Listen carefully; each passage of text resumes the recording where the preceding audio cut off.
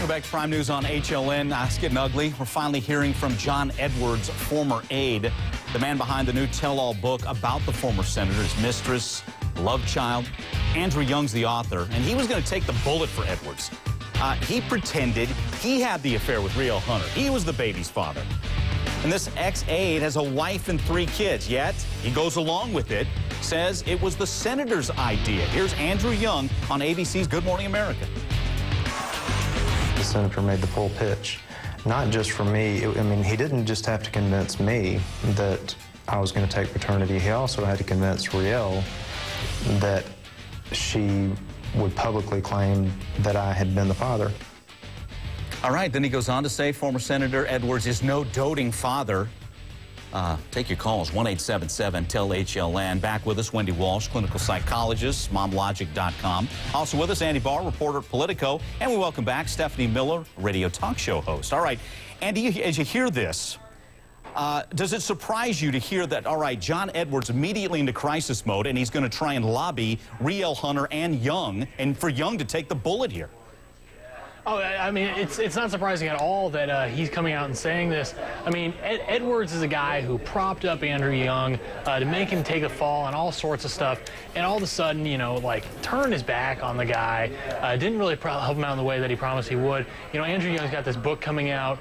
He's saying that Edwards is only making this admission now because that book was going to drop. I mean, there is so much bad blood involved in this little feud here that they have that there's just, you know, I can't say that I'm surprised by any of the exchanges between these guys anymore. Okay, why the bad blood? Let's clarify, because, okay, so, because Andrew Young goes along with the idea, right? And what happens? He gets, and you correct me if I go astray, according to the story, he gets what? Some money? He and his wife and 3 kids get relocated to Santa Barbara?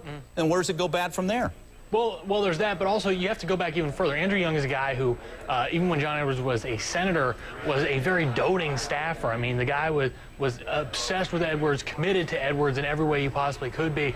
And, you know, he because Edwards knew that he was the one that would possibly go along with this, agrees to go on this, go along with this scheme.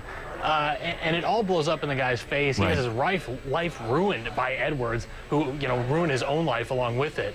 And so he's got, you know, after years of loyalty, really has no reason to do anything kind to John Edwards anymore. Yeah. Stephanie Millers, you've watched this. Well, let's backtrack. Were you ever an Edwards supporter, and what were your thoughts as this was unfolding, and now here we are today? No, and let me just applaud my own good judgment on that, Mike. Well, your show today is like an edition of Men Behaving Badly. Yeah. You know, I don't think this is even partisan, is it? I mean, this is just, it's indefensible. I mean, I've had Elizabeth Edwards on my show, and in my opinion, she just couldn't be a warmer, kinder person. And how can you not look at her life and just, I mean, this story just gets worse and worse and worse. It does. It is really, you know, I think one of the most selfish things I've ever heard. He could have taken down the whole Democratic Party, you know, forget his family, I mean, it's unbelievable. Yeah. Wendy Walsh, let's pick up on that point. How does a man who's so well respected, I mean, he took the stage by storm back in 2004.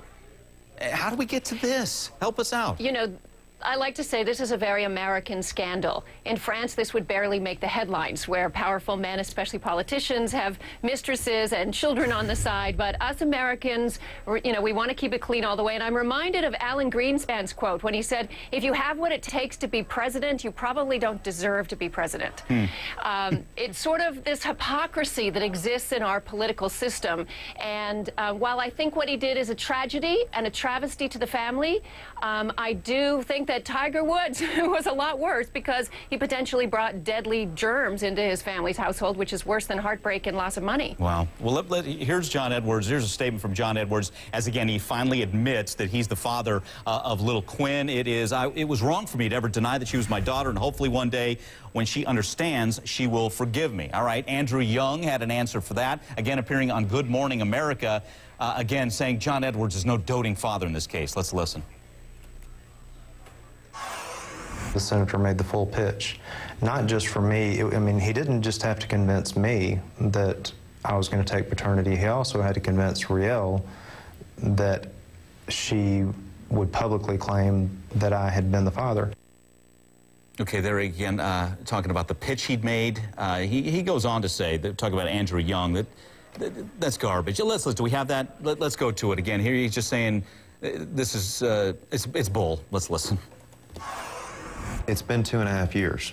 And, you know, for it to come out a week before my book is coming out, I've expected it for a long time.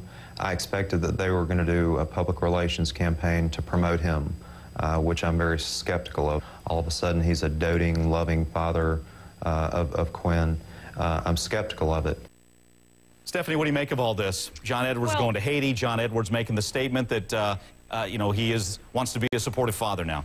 You know, the whole thing just makes me want to vomit, to be honest. If you're going to go to Haiti, don't talk to people on camera about it, then just do it. I mean, to do this at the same time, I mean, it literally, Mike, it does just get worse and worse. And what struck me about the statement is he didn't apologize. What about his own children with Elizabeth, and what about apologizing to Elizabeth? You know, I mean, it just, I guess the whole thing is just stunning. Exactly. Wendy, what about that? That's another great point that Stephanie brings up. Yeah. There's kids in the mix here. There's obviously the older daughter, but you've got a 9-year-old and an 11-year-old. How do you begin to explain this to them? This kind of emotional damage in a family affects families for generations.